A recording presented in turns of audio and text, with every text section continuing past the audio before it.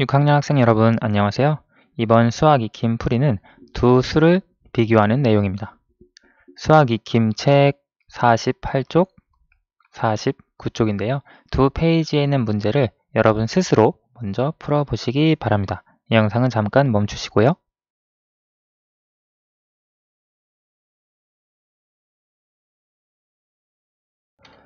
다 풀어보셨나요?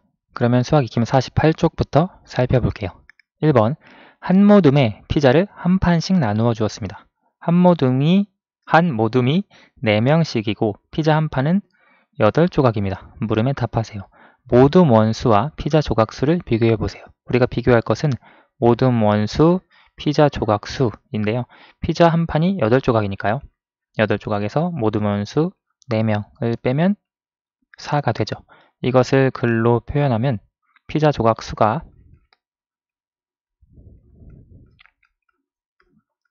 모둠원 수보다 4개 더 많다라고 비교할 수 있죠. 혹은 여기에서 반대로 비교를 한다면 모둠원 수가 피자 조각 수보다 4명 더 적다라고 비교할 수 있습니다. 자, 다음 나눗셈으로 비교를 해볼게요. 8 나누기 4는 2. 이렇게 비교했을 때 우리가 글로 표현을 해보면 피자 조각 수는 모둠원 수의 여기 2가 나왔으니까 2배 이다 라고 쓸 수 있고요. 혹은 4 나누기 8은 2분의 1 이것을 활용해 줄 수 있죠. 이걸 활용해 주면 모둠원 수는 피자 조각 수의 여기 나온 수대로 2분의 1배 이다 라고 쓸 수 있겠죠. 아래 모둠원 수에 따른 모둠원 수와 피자 조각 수를 구해 표를 완성해 보세요. 한 모둠일 때 모둠원 수 4명, 피자 한 판이 주어지니까 8조각. 두 모둠일 때 모둠원 수는 8명. 모둠이 늘어날수록 모둠원 수는 4명씩 늘어나죠. 왜냐하면 한 모둠에 4명이라고 했으니까요. 피자 조각은 한 판에 8조각이라고 했으니까 모둠이 늘어날수록 한 판씩 더 많이 제공이 되니까 8조각, 16조각, 24조각, 32조각, 8조각씩 늘어나죠. 그리고 40조각까지 늘어납니다. 이렇게 표를 완성했을 때 모둠수에 따른 모둠원 수와 피자 조각수를 비교해 보세요. 먼저 뺄셈으로 그리고 나눗셈으로 비교를 해볼 텐데요. 큰 차이가 없죠. 피자 조각수에서 모둠원 수를 빼주면 8 빼기 4는 4 그리고 16 빼기 8은 8 24 빼기 12는 12 12는 12 그리고 32 빼기 16은 16 그리고 40 빼기 20은 20 이라고 비교할 수 있고요. 이것을 글로 표현해 보면 우리가 모둠수에 따라서 피자 조각수가 더 많죠. 그러니까 피자 조각수는 모둠원 수보다 각각 4개 그리고 8개 12개 16개 20개 더 많다 라고 비교할 수 있죠. 우리 교과서에서 살펴봤던 것처럼 뺄셈으로 비교했을 때는 그 비교한 결과가 조금씩 다 달랐어요. 나눗셈으로 비교해 볼게요. 피자 조각 나누기 모둠원 수 하면 2 피자 조각 수 나누기 모둠원 수 2 피자 조각 수 나누기 모둠원 수 2 피자 조각 수 나누기 모둠원 수 2 피자 조각 수 나누기 모둠원 수 하면 항상 2가 나오죠. 그러면 여기서 알 수 있는 것은 피자 조각 수는 항상 모둠원 수의 2배이다. 이렇게 쓸 수 있죠. 혹은 반대로 모둠원 수는 항상 피자 조각 수의 2분의 1배이다 라고 쓸 수도 있겠네요. 나눗셈으로 비교했을 때는 그 결과가 항상 같다 라고 하는 것, 피자 조각 수와 모둠원 수 사이의 관계가 변하지 않는다 라고 하는 것을 알 수 있죠. 뺄셈으로 비교한 경우와 나눗셈으로 비교한 경우는 어떤 차이가 있는지 설명해 보세요. 방금 선생님이 설명한 내용인데요. 뺄셈으로 비교한 경우, 이때는 모둠원의 수 그리고 피자 조각의 수, 이 두 수의 관계가 변한다. 그런데 나눗셈으로 비교한 경우에는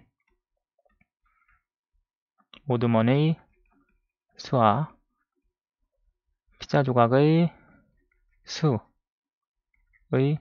관계가 변하지 않는다 라고 하는 걸 알 수 있죠. 나눗셈으로 비교했을 때는 모둠원의 수가 피자 조각의 수의 2분의 1배 항상, 또는 피자 조각의 수가 모둠원 수의 2배 관계가 변하지 않아요.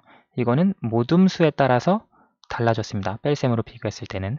자, 그 차이를 살펴볼 수 있고요. 다음 페이지로 넘어가 봅시다. 모는 종이에 직사각형 한 개를 그리고 물음에 답하세요. 먼저 직사각형을 하나 그려봅시다. 선생님은 이렇게 그려볼게요. 자, 직사각형이죠. 직사각형의 가로와 세로를 뺄셈으로 비교해보세요. 여기에 보면 지금 가로는 4칸이죠. 그리고 세로는 2칸입니다. 뺄셈으로 비교를 해보면 4 빼기 2는 2라고 쓸 수 있고요. 가로는 세로보다 2칸 더 길다 라고 할 수 있죠. 또는 세로는 가로보다 2칸 더 짧다 라고도 할 수 있어요. 자, 나눗셈으로 비교를 해보면 4 나누기 2는 2 또는 2 나누기 4는 2분의 1이라고 할 수 있는데요. 이것 가지고만 설명을 해보면 우리 가로는 세로의 2배이다 라고 할 수 있고요. 이것도 해봅시다. 세로는 가로의 2분의 1배이다 라고 표현할 수 있습니다. 마지막 3번. 준기와 지혜가 표를 만들어 두 수를 비교했습니다. 표를 보고 두 수를 비교한 방법에 어떤 차이가 있는지 써보세요. 준기는 올해 나는 13살, 내 동생은 10살, 나는 동생보다 항상 3살이 많아 라고 비교를 했고요. 왜냐면 올해 3살 차이, 1년 후 3살 차이, 2년 후 3살 차이, 3년 후 4년 후 계속 3살 차이입니다. 자, 지혜는 붙임딱지 13장으로 모양 1개를 꾸몄대요. 붙임딱지 수는 꾸민 모양 수의 13배래요. 그러니까 이 모양 수는 붙임딱지 수의 아니죠. 반대죠. 붙임딱지 수는 모양 수의 13배. 왜냐면 하나의 모양을 꾸미는데 붙임딱지 13개가 필요하니까요. 문제에서 두 수를 비교한 방법의 차이를 써보라 라고 했는데요. 준기가 두 수, 내 나이와 동생 나이를 비교한 것은 덧셈 혹은 뺄셈으로 비교를 한 거죠. 왜냐면 내 나이에서 동생 나이를 뺐으니까요. 그래서 내 나이에서 3살을 빼면 항상 동생 나이가 나오죠. 또는 동생 나이에서 3살을 더하면 항상 내 나이가 나옵니다. 그래서 준기가 두 수를 비교한 방법은 두 수를 뺄셈 혹은 덧셈이라고도 할 수 있죠. 으로 비교했다. 그리고 지혜가 수를 비교한 방법은 나눗셈으로 비교한 방법이죠. 왜냐하면 우리가 꾸민 모양의 수 곱하기 13을 하면 붙임딱지가 나오니까 곱셈으로 비교한 방법이고요. 반대로 붙임딱지의 수에서 13배, 그러니까 13분의 1배가 되겠죠. 반대로는요. 13으로 나눴을 때 1이 되니까 이게 모양의 수, 이것이 붙임딱지의 수, 이것이 모양의 수, 이것이 붙임딱지의 수가 되니까요. 지혜가 두 수를 비교한 방법은 두 수를 나눗셈 혹은 곱셈이라고 쓴 친구도 뭐 틀렸다고 할 수는 없어요. 곱셈으로 비교했다. 두 가지 비교가 다르다라고 하는 것을 알 수 있습니다. 오늘 수학 익힘풀이는 여기까지 하겠습니다. 감사합니다.